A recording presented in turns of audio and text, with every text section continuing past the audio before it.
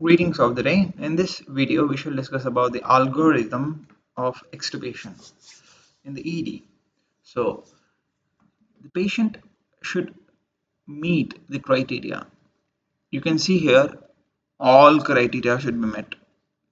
So, the extubation criteria is first we shall go through the whether the patient's initial indication for the intubation resolved or not.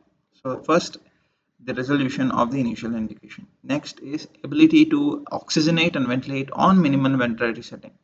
And if the patient is awake and able to follow commands, whether is hemodynamically stable or initial uncomplicated intubation.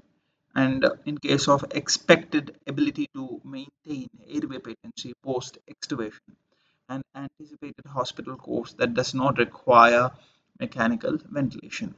These criteria should be met at all costs in order to extubate. If there is either single of these things that does not meet, then the extubation effort should be aborted immediately. If the criteria, all the criteria have been met, then we can proceed to the next step. That is, first we will wean off the sedation so that patient can be aroused immediately. But we must continue low rate analgesia or give intermittent boluses of analgesia for discomfort and allow time for the patient to gain full consciousness. After gaining full consciousness, we must assess for the awakefulness and also whether the patient is able to follow commands. If there is a no, if the if the answer is no, then abort extubation effort or reassess in 30 minutes. Then after that, if the answer is yes, then we must perform simple neuro examination. That is, we must ask the patient to move his extremities and to show thumbs up whether he's able to comprehend our wordings, our communication, whether he's able to communicate properly. And we must ask for the patient to lift his head from the bed and ask the patient to cough. And also, we must elicit gag reflex. If the patient does not do any of these things, or perform like he does not perform properly, then we must abort the extubation effort. The patient can consistently perform.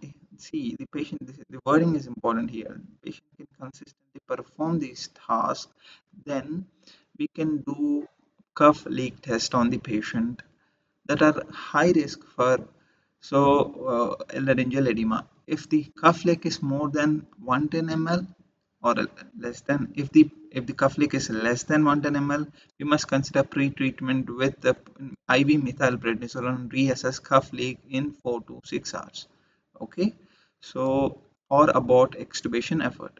If the cuff leak is more than 110 ml, that means there is no laryngeal edema in these patients. We can perform spontaneous breathing trial. Place the patient on pressure support of 5 centimeter water with PEEP of 5 centimeter water or CPAP of 5 centimeter water and observe for 30 minutes. And after that, we must assess for the rapid shallow breathing index. If again here you can see all criteria should be met here. So there is a respiratory cardiovascular assessment over here. So in respiratory, we shall look for the rapid shallow breathing index and respiratory rate, and also any signs of any respiratory distress.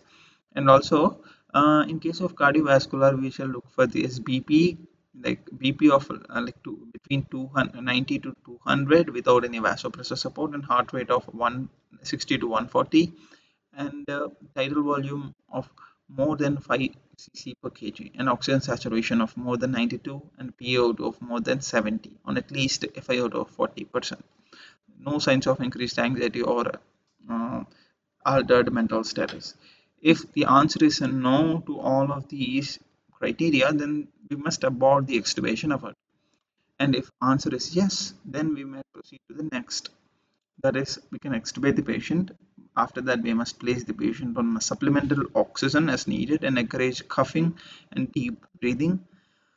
Observe closely for at least 60 minutes.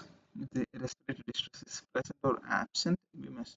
If the respiratory distress is present significantly and patient might require intubation, then it is better to do a prompt re-intubation. The patient there is no respiratory distress, and if this then stridor is present, then give methylprednisolone 40 to 125 mg and nebulized epinephrine. Methylprednisolone reduces the inflammation, and nebulized epinephrine causes vasoconstriction, which decreases the laryngeal edema and resolves the stridor. And if the stridor is still present after 1 to 2 hours, if it is present, then we must consider reintubation. If it is not, then continue observation until disposition. So this is a very beautiful diagram, very beautiful algorithm you can follow for the extubation in the ED. Thank you very much.